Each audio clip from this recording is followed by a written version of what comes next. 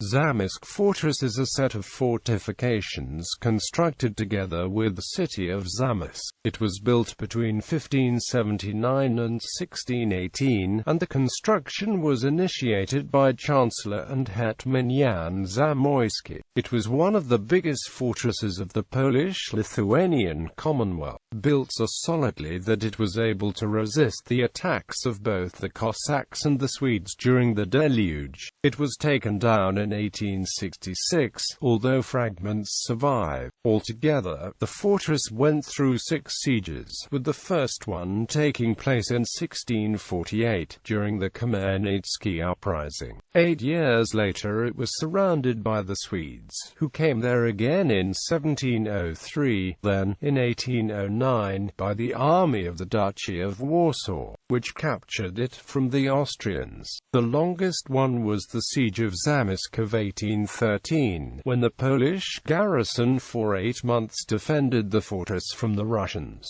The last siege took place during the November uprising, when Zamość was the last point of Polish defense which fell to the Russians. The fortress, which had in the meantime become obsolete, was closed down in 1866.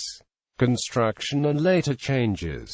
Zamość Fortress, as well as the town of Zamość, are the brainchild of Chancellor Jan Zamoyski, who in the second half of the 16th century decided to found a new, private city in the middle of nowhere, named after himself. The foundation charter was issued on April 3, 1580, and the first name of the town was Zamość by the Wiprek River. Both fortifications and the city were planned by Italian architect from Padua, Bernardo Miranda. He decided to take advantage of the 2 local rivers, Topornica and Labunka, whose waters were used to fill a moat. The first castle was built in 1579, and in the following years additional buildings were added: the arsenal, Lublin Gate, Lwow Gate and Szybrzeszyn Gate, completed in 1603 by Blaise Gockman, each one with a drawbridge. The entire complex was not finished until 1620, by another Italian architect, Andrea Dell'Acqua, who was helped by Jan Wolf and Jan Jaroszewicz.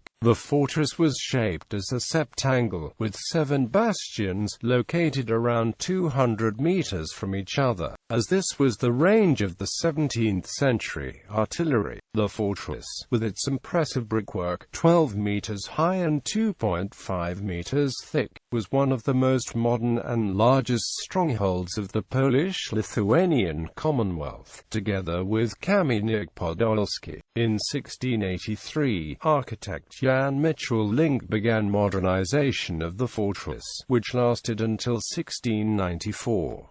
Walls were strengthened, and 2 smaller bastions were replaced by a large one. After these works, the fortress was not repaired until 1809, when government of the Duchy of Warsaw invested heavily into several changes. New gates were placed, 2 older gates were bricked up, bastions were enlarged. However, the works were not completed because of the French invasion of Russia. Further improvements were continued by the government of the Congress Poland, which in 1820 bought the city from Ordunit Stanisław Zamoyski. All buildings within 1,200 meters from the walls were destroyed, and within the radius of 2,400 meters, only wooden structures were permitted. A blockhouse was constructed as well as extensive entrenchments.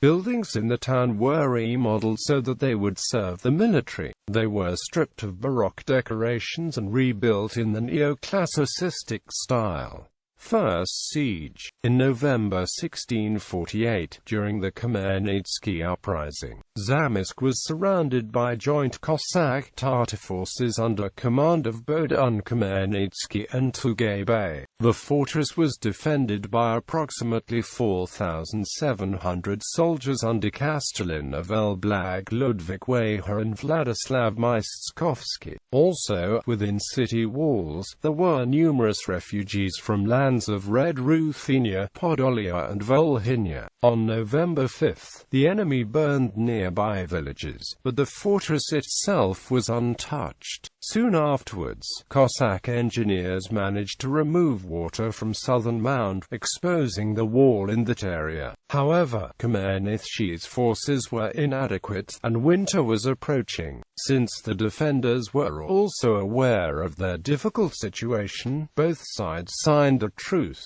For the price of 20,000 thalers, the Cossack Tatar forces decided to end the siege and returned home for the winter. Second siege. In the summer of 1655, the joint Russo-Cossack forces approached near the fortress, but they did not try to capture it. Instead, when late that year Jan II Zamoyski decided to support King John II Casimir of Poland, Zamość was besieged by the Swedes, whose troops appeared at the gates of the stronghold on February 25, 1656.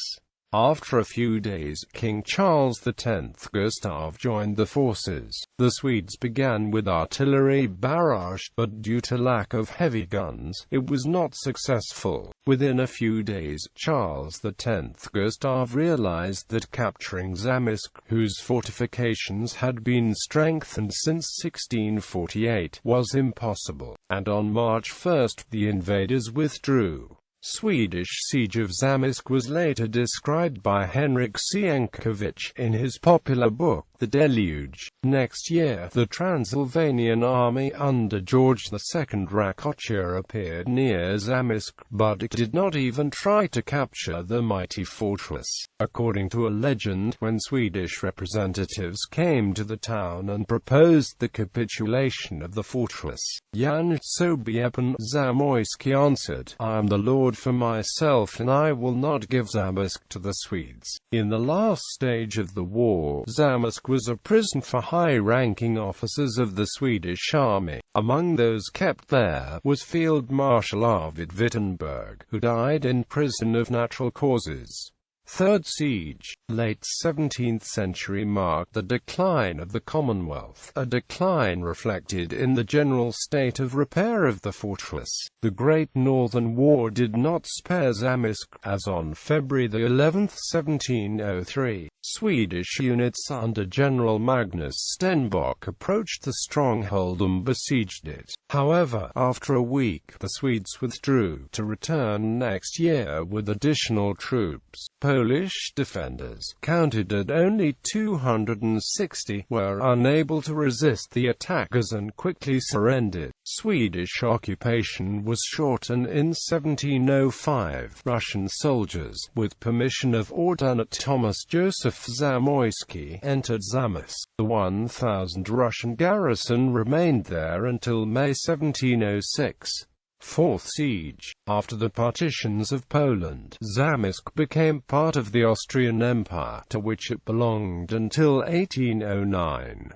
During Napoleonic Wars, units of the Duchy of Warsaw, under Prince Joseph Poniatowski, besieged Zamość and managed to capture it. The siege began on May 15, 1809, when units under General Ignacy Kamiński approached the fortress, whose garrison consisted of 3,000 soldiers, commanded by Colonel Ferdinand von Polski. 2 days later, Polish forces were strengthened by additional units under French General Jean Pelletier, who served in the Polish army. Joined Polish-French forces were aided by local population. Also several Austrian recruits were Polish, and during the attack, these soldiers did not engage themselves in the fighting. The attack took place in the night of May 19, 1809, from 2 to 4 a.m. The main impact was directed on the Lublin Gate, which surprised the Austrians, as they had been expecting the attack on the weakest southern wall. The fortress was captured after a few hours. Interestingly enough, one of participants of the siege, Joanna Zubrauer, became the first woman to receive the Virtuti Militari.